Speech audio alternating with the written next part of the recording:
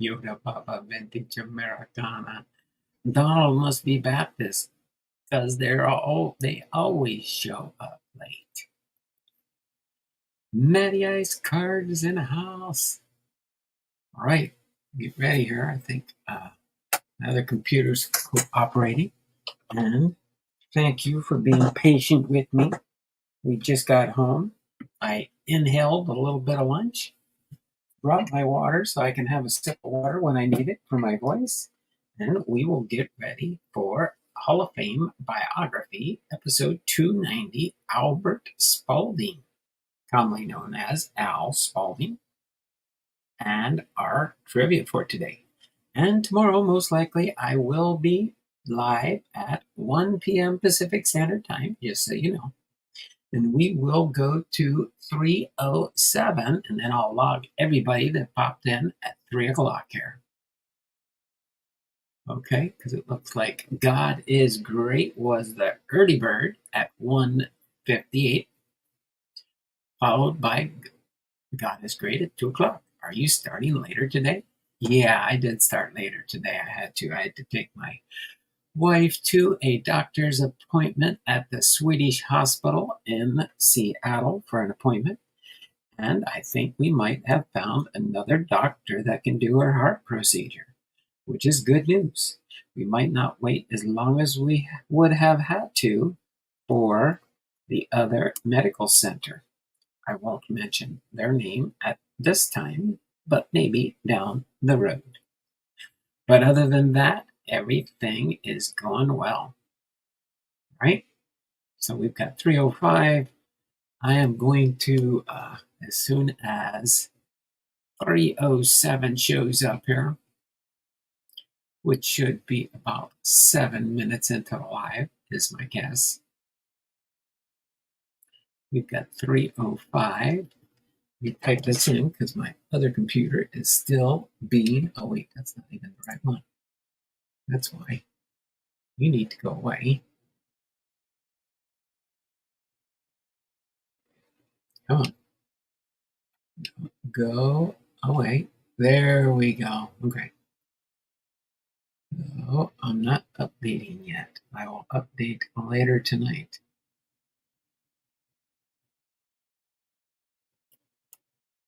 Okay. What do we got? 3:06. When my computer says 3:07, I will end the early birds.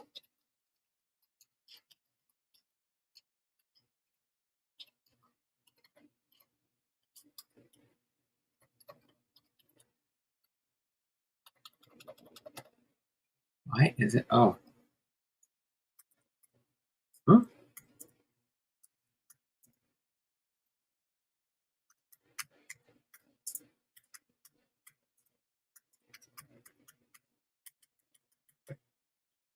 And the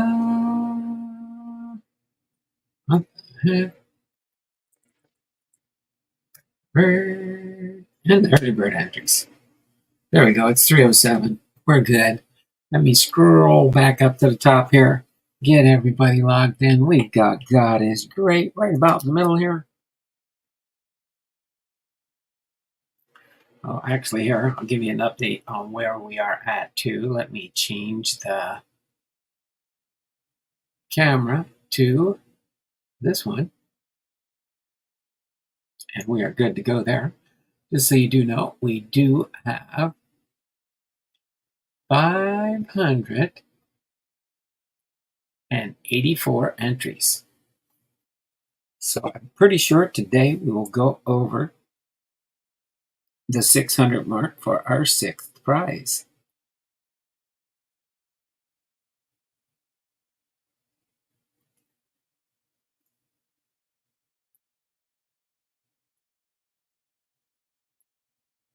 Hopefully everybody's having a great Wednesday, hump day.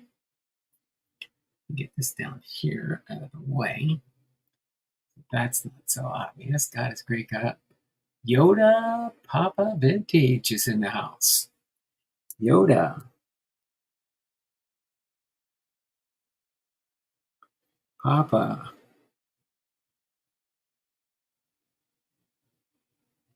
Vintage.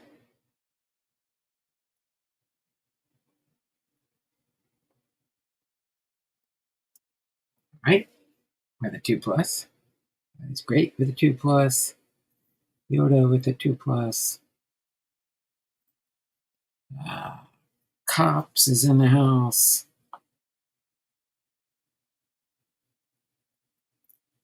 With a 2 plus. Semi truck 75.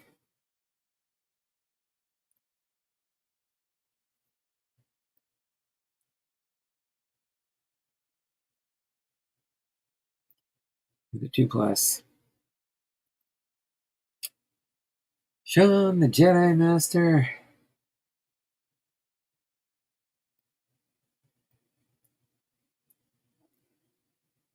Sean the Jedi Master.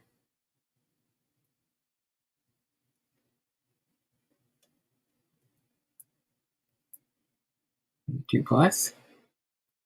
Sean Space Case cards.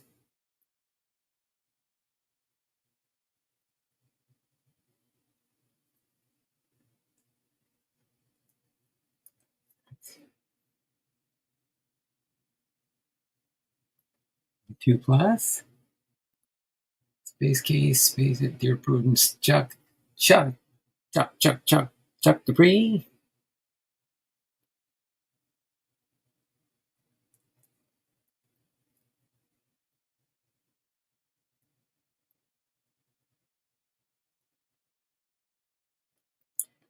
Sports cards.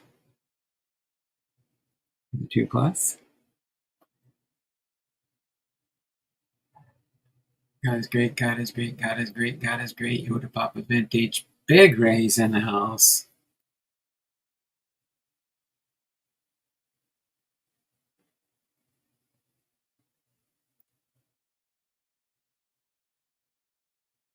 The 2 plus. Big Ray, God is great. Yoda, Sean the Jedi Master. God, Chuck, God is great. Yoda, Space Case, Chuck, God is great. Matty Ice Cards is in the house.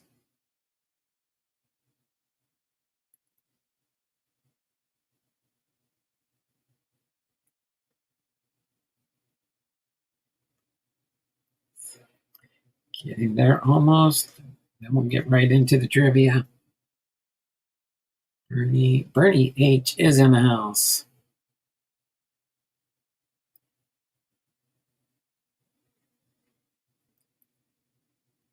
Hopefully you're doing well there, Bernie, with a 2 plus. All right. Bernie, Maddie, Chuck, Maddie, Papa, Big Ray, Bernie, Space Case, Bernie, Big Ray, Space Case, Bernie, Big Ray, Bernie H, Sean the Jedi Master, Bernie, Space Case. I ended it here. Can you hear me now? Can you hear me now? Oh, Yoda Papa Vintage. Yeah, I got you, Yoda. I got you there, Bibby. And then Space Case cards. All right. So I've got everybody in here now.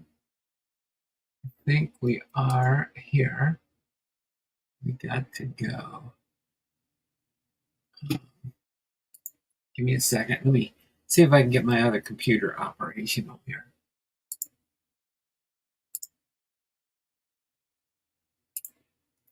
Okay. Get into the live stream here so I can keep an eye on my chat.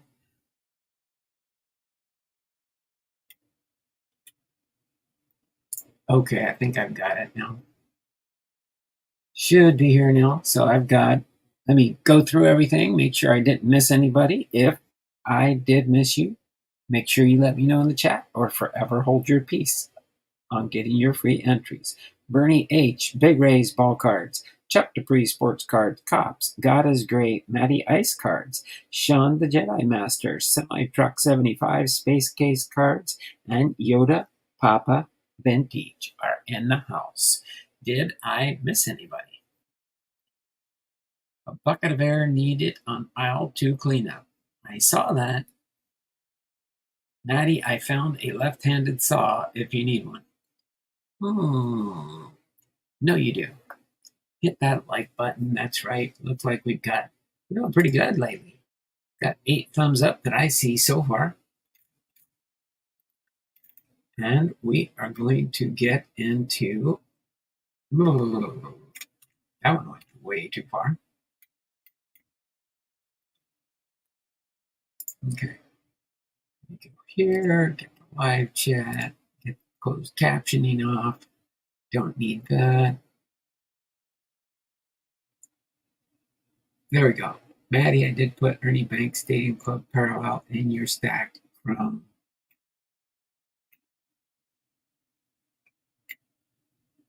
the National. Okay, here you go, Sean. Sean's tagging him. Okay, so I've got everybody logged in. That gives us 2, 4, 6, 8, 10, 12, 14, 16, 18, 20.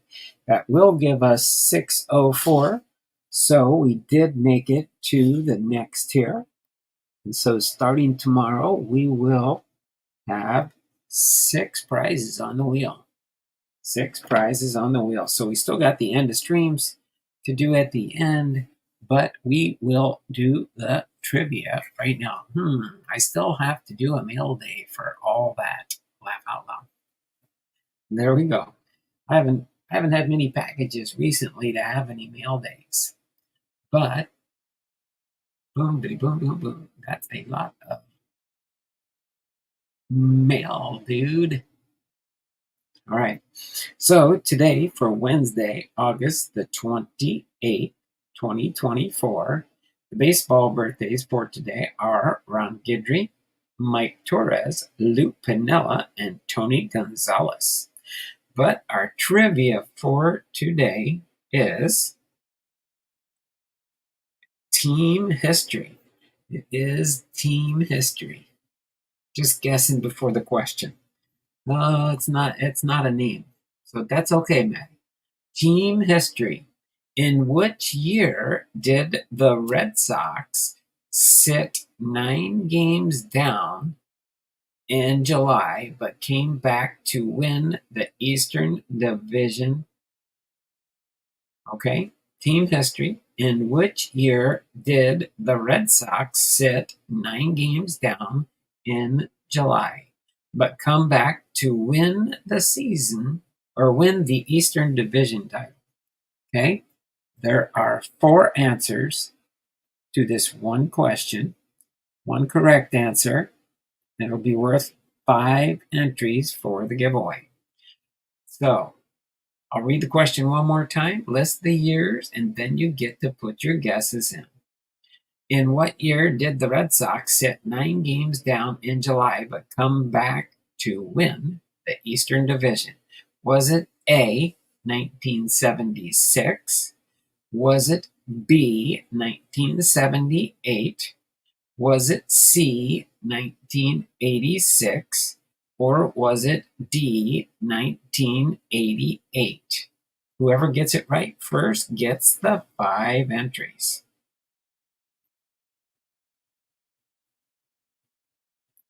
Okay. Bernie H got the 5 with D, 1968. Or 1988, I'm sorry, but that's D, 1988. And the answer to that question is after losing to the White Sox on July 10th, the Red Sox stood at 43-42 on July 14th. They fired manager John McNamara and replaced him with third base coach Joe Morgan. They won 12 straight to narrow the gap. After a loss, they won 7 more, making it 19 wins in 20 games and a tie for first. By September 18th, they had gone up by 6. They had a scare at the end, losing 9 of their last 13 games, but won the division by 1 game. I seen Bernie first. That's right. Well, it goes by my chat. And yes, I did see Bernie first. let's see, let me go back to the guesses here. I seen the first guess. Well, Yoda guessed before I even gave the answers, and that wasn't one of the answers. Space Case guessed B. Big Ray guessed C. Matty Ice was next with A, and then Bernie H with D, and Sean the Jedi Master with D, right after each other. But Bernie H is in mine first. That's where we stand there. Okay. So tomorrow we will have, tomorrow's trivia will be worth 7 points. There will be 4 players and $4 amounts. I'll leave it with that for a clue for tomorrow. And yes, I will be doing my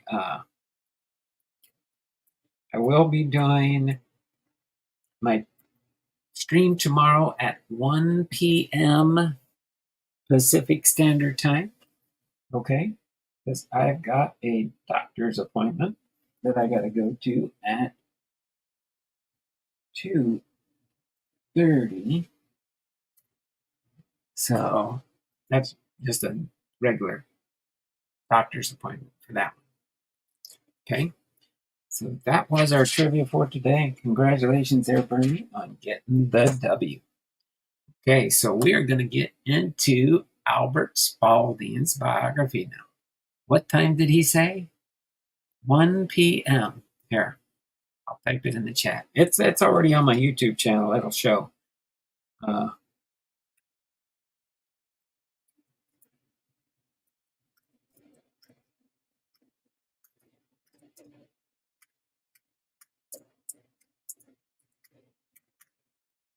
There we go. It's not an asterisk. It's an exclamation point. It's a 1 p.m. Okay, 1 p.m. All right, we're going to go into Al Spalding now and get through his lickety split here. I don't think it's super long. He was primarily Albert Goodwill Spalding was born September 2nd, 1849, passed away on September 9th, 1915, and he was an American pitcher, manager, and executive in the early years of professional baseball, and the co-founder of Spalding Sporting Goods Company. And he was born and raised in Byron, Illinois, yet graduated from Rockford Central High School in Rockford, Illinois. He played Major League Baseball between 1871 and 1878. Spalding set a trend when he started wearing a baseball glove. After his retirement as a player, Spalding remained active in the Chicago White Sox.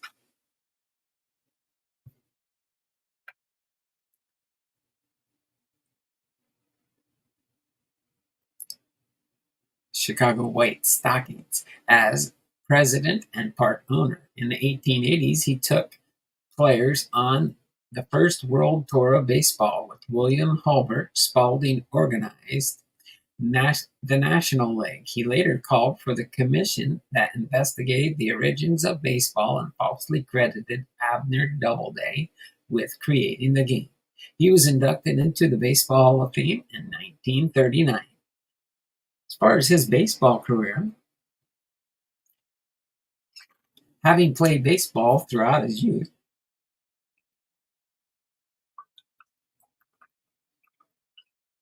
sorry, I had to have a sip of water.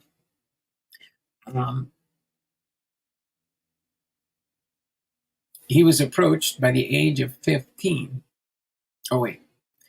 Having played baseball throughout his youth, Spalding, so in the way down here, first played competitively with the Rockford Pioneers as the youth team, which he joined in 1865. After pitching his team to a 26-2 victory over a local men's amateur team, the Mercantiles, he was approached at the age of 15 by the Rockford Forest Cities, for whom he played for 5 years, following the formation of baseball's first professional organization.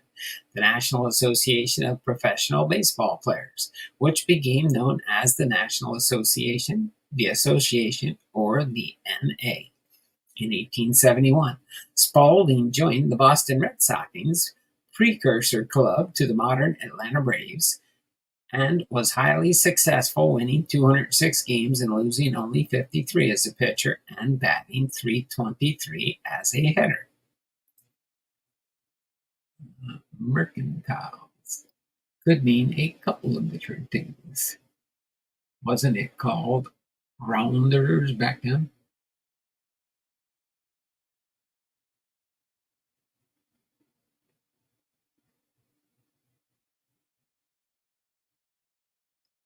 All right. Oh, excuse me.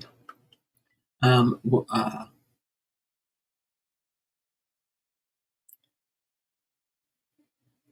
William Hubbard, principal owner of the Chicago White Stockings, did not like the loose organization of the National Association and the gambling element that influenced it, so he decided to create a new organization, which he dubbed the National League of Baseball Clubs. To aid him in his venture, Hubbard enlisted the help of Spalding, playing to the pitcher's desire to return to his Midwestern roots and challenging Spalding's integrity. Hulbert convinced Spalding to sign a contract to play for the White Stockings, known as the Chicago Cubs, in 1876. Spalding then coaxed teammate Deacon White, Ross Barnes, and Cal McVeigh, as well as Philadelphia Athletics players Cap Anson and Bob Addy, to sign with Chicago. This was done under complete secrecy during the playing season because players were all free agents in those days, and they did not want their current club, and especially the fans, to know they were leaving to play elsewhere in the next year. News of the signings by the Boston and Philadelphia players leaked to the press before the season ended, and all of them faced verbal abuse and physical threats from the fans of those cities. He was the premier pitcher of the 1870s, leading the league in victories for each of his 6 full seasons as a professional. During each of those years, he was his team's only pitcher. In 1876, Spalding won 47 games as the prime pitcher for the White Stockings and led them to win the first ever National League pennant by a wide margin. In 1877, Spalding began to use a glove to protect his catching hand. People had used gloves previously, but they were not popular, and Spalding himself was skeptical of wearing one at first. However, once he began donning gloves, he influenced other players to do so. Spalding retired from playing baseball in 1878 at the age of 27. Although he continued as president and part owner of the White Stockings, and a major influence on the National League, Spalding's .796 career winning percentage from an ERA when teams played about once or twice a week, and the highest ever by a baseball pitcher, a .058 ahead of Negro League star Dave Brown's .738. Spalding was the first pitcher to reach 200 wins. As far as an organizer and executive, in the months after signing for Chicago, Hulbert and Spalding organized the National League by enlisting the 2 major teams in the East and the 4 other top teams in what was then considered to be the West, also known as the Jungle. Joining Chicago finally were the leading teams from Cincinnati, Louisville, and St. Louis. The owners of these Western clubs accompanied Spalding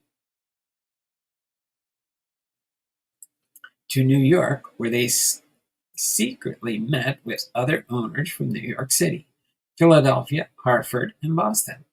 Each signed the league's constitution, and the National League was officially born. Spalding was thus involved in the transformation of baseball from a game of gentlemen athletes into a business and professional sport. Although the National Association held for a few more seasons, it was no longer recognized as the premier organization for professional baseball.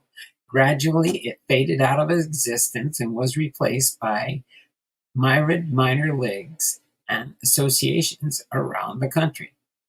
In 1886, Spalding was president of the franchise. The Chicago White Stockings, today's Chicago Cubs, began holding spring training in Hot Springs, Arkansas, which subsequently has been called the birthplace of spring training baseball.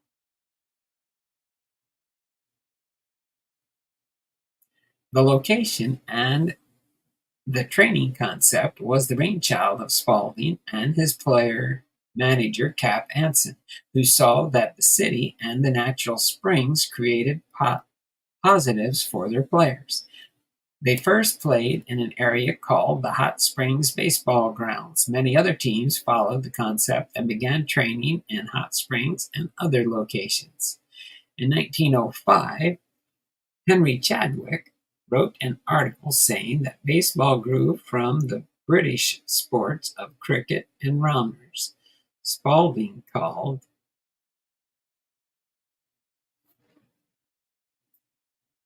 according to the best evidence available to date, was devised by Arthur Doubleday at Cooperstown, New York in 1839.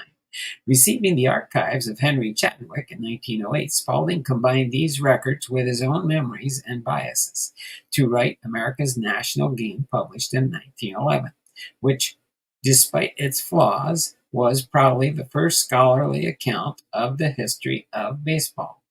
In 1912, Spalding wrote, "Neither our wives or our sisters, our daughters, our sweethearts may play baseball on the field. They may play basketball and achieve laurels. They may play golf and receive trophies. But baseball is too strenuous for womankind, except as she may take part in the grandstands with applause for the brilliant play and waving kerchief to the hero of the three-bagger." As far as a businessman, in 1876, while Spalding was playing and organizing the league, Spalding and his brother Walter began a sporting goods store in Chicago, which grew rapidly, 14 stores by 1901, and expanded into a manufacturer and distributor of all kinds of sporting equipment. The company became synonymous with sporting goods and is still a going concern.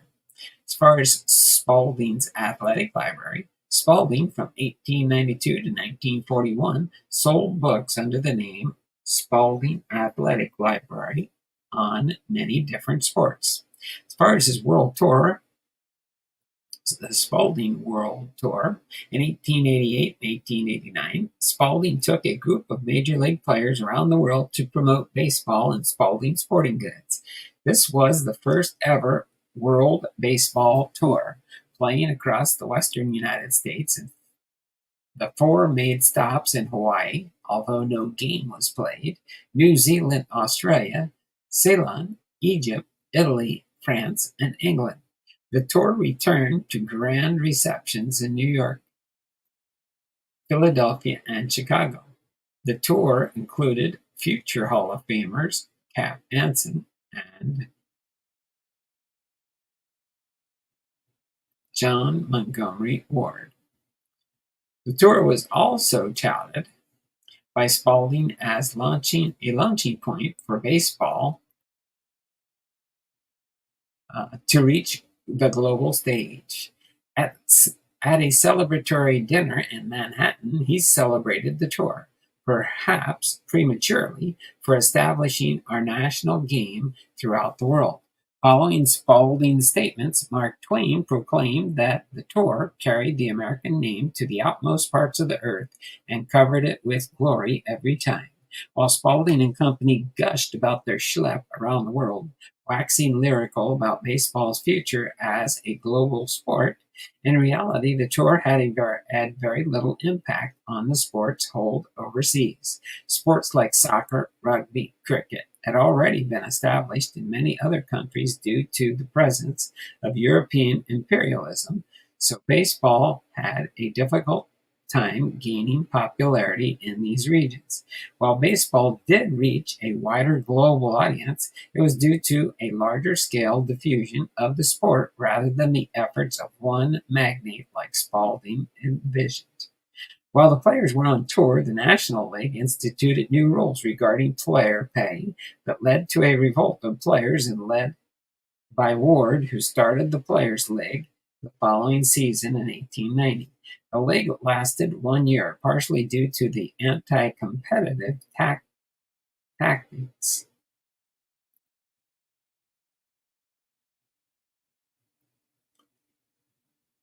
The competitive tactics of Spalding to limit its success. The tour and the formation of the Players' League is depicted in the 2015 movie Deadball. In 1900, Spalding was appointed by President McKinley as the USA's commissioner at that year's Summer Olympic Games. As far as other activities, Spalding had been a prominent member of the Theosophical Society under William Quan Judge. In 1900, Spalding moved to San Diego, having recently married his second wife, Elizabeth, and became a prominent member and supporter of the Theosophical community Loma Land, which is being developed in Point Loma by Catherine Tingley. He built an estimate in the Sunset Cliffs area, Point Loma,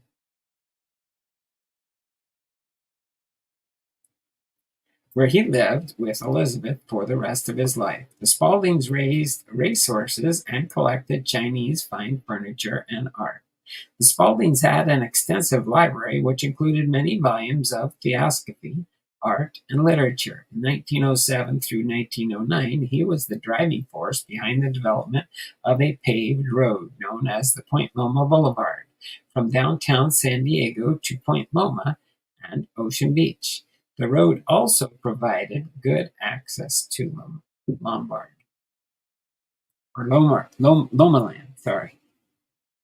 It later provided the basis for California's State Route 209. He proposed the project, supervised it on behalf of the city, and paid a portion of the cost out of his own pocket. He joined the George Marston and other civic-minded businessmen to purchase the site of the original Presidio of San Diego, which they developed as a historic park.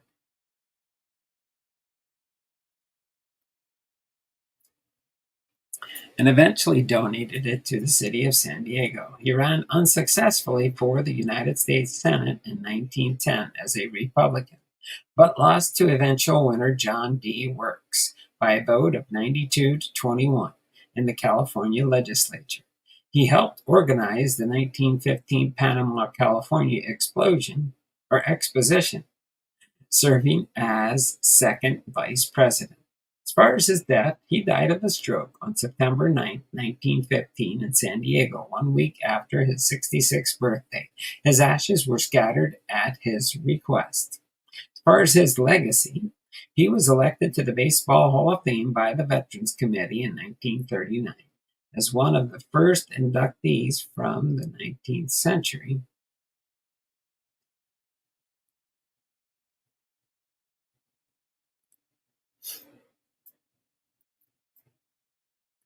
Where'd you go? 19th century at that summer's opening ceremonies.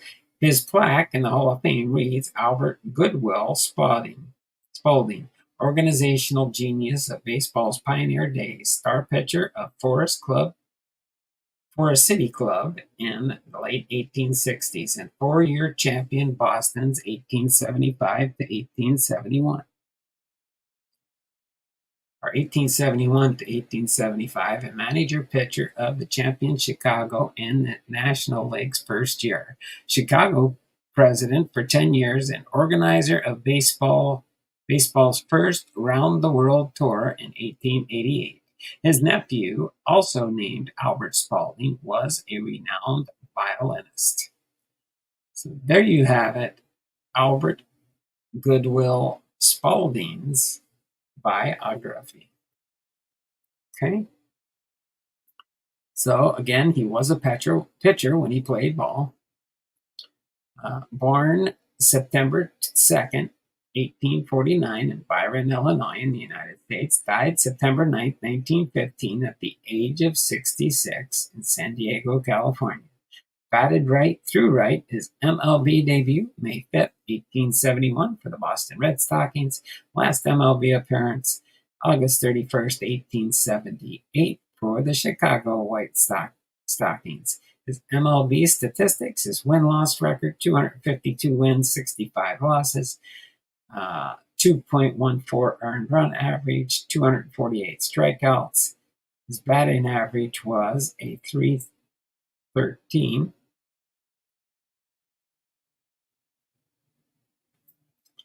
And he had 613 hits and runs batted in 638. National Association of Baseball Players, Rockford Forest Cities from 1866 to 1870. A league player for the Boston Red Stockings, 1871 to 75. The Chicago White Stockings, 1876 to 78. The league manager for the Chicago White Stockings, 1876 to 1877. Career highlights and awards: 4 times National Association pennant in 1872 to 1875. The National League pennant, 1876. 6 times wins leader, 1871 to 1876. And the Chicago Cubs Hall of Fame.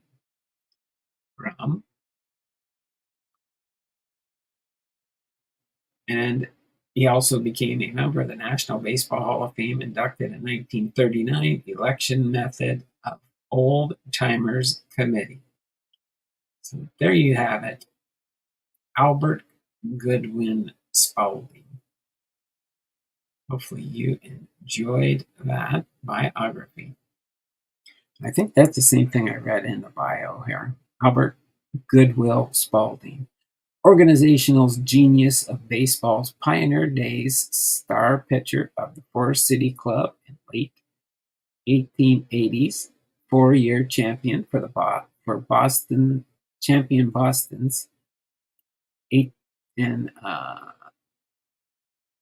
1871 to 1875, and manager pitcher of champion Chicago's in National League's first year, Chicago president for 10 years, and organizer of baseball first round the World Tour in 1888. So those are pretty cool. I always like these Hall of Fame postcards. I have the complete set up through this year's inductees. So I am up to date now until 2025's class for next year, which we will get our Ichiro plaque. I even know in the Baseball Hall of Fame where they're going to be putting Ichiro's rack. It's just befitting where it's going to end up being. No, cousin was Wilson. Tim the Tool Man. Oh, you must be talking about some other stuff in there in the chat. Cousin was Willie Wilson. Same Mayday Malone. Some Tim Long. How you doing? He signed Jamie Moyer too. That's pretty cool. All right, so I'm going to go ahead and get ready to close up shop for today. That's all I had for today. I didn't have anything else to share at the moment. Some ladies are going to be coming by to take my wife out for a dinner meal.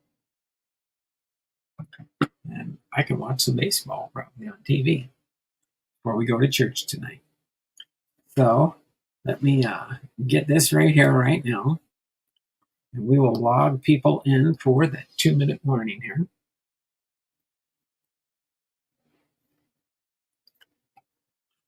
Let me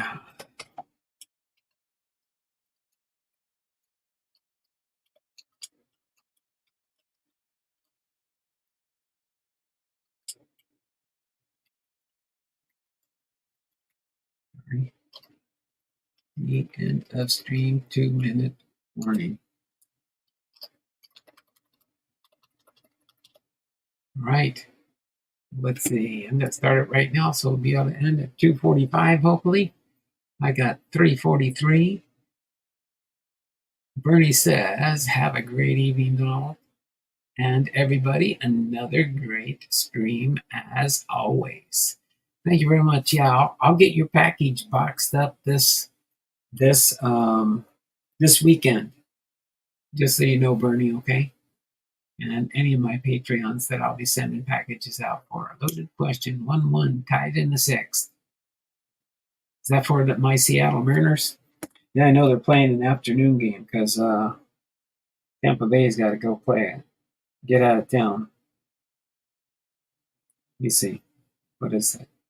See if I can pull it up real quick before we end the 2-minute warning. I'm a Rangers fan. Don't cry. Okay. Oh, are they done today already? Yeah, they did finish. Oh, we won today, 6-2. Good. We took the series from Tampa Bay. Now we just got to see if what's the standings now? Okay, we're 5 games back. I don't know for sure if Houston played today or not yet, or if they had an off day. Okay, what do we got here? Looks like Bernie Space Case card, Sean the Jedi Master. Let me get everybody logged in here. Okay, so we got Bernie with a +2. Space Case cards with a with 2 more. Thumb Tim Wong. Thumb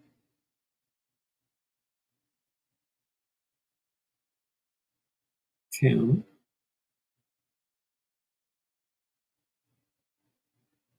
Wong.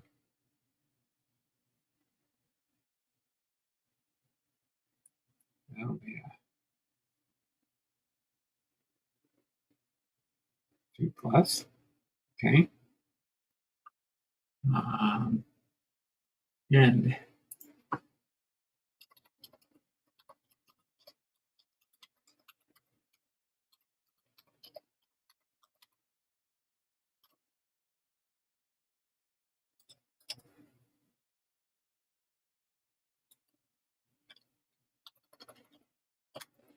there we go. Got it just after the 5. Some Space Case cards. Gotcha. Big Ray. Gotcha. And I think I got everybody. That one, that one.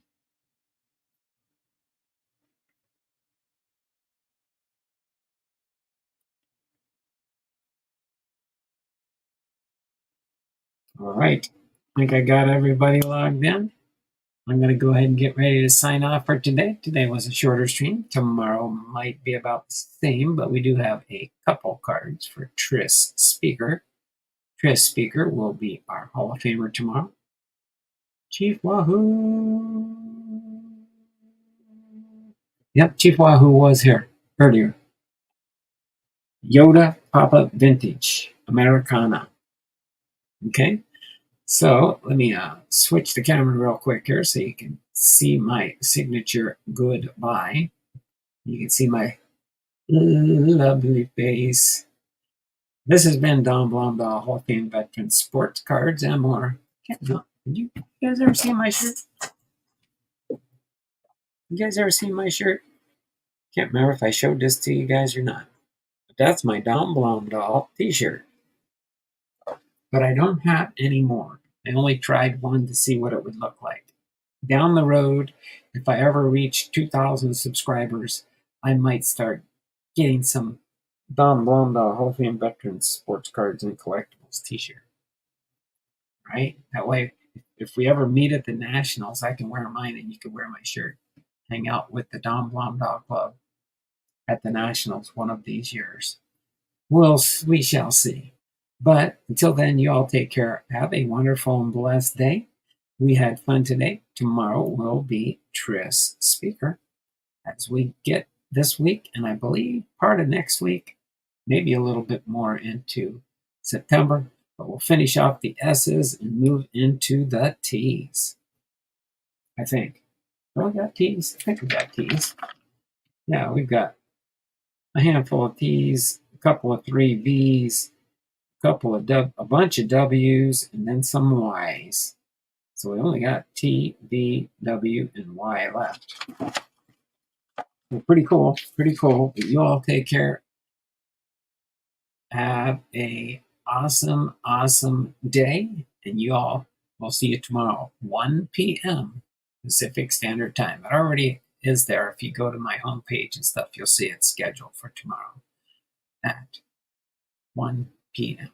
So until then, you all take care. Have a wonderful and blessed day, and we'll see you around the channels. Bye for now. You gotta be Rico Suave like Don to wear a shirt with your pic on it. Oh, that's my cartoon character. It's my cartoon character. That's me. Different hat. But some days I do wear that hat. 1300. Aye, aye, sir. Thanks, Tim Long. We'll see you all tomorrow. Bye for now and have a great, wonderful day. We'll see you again around the channels. Bye. Have a great day.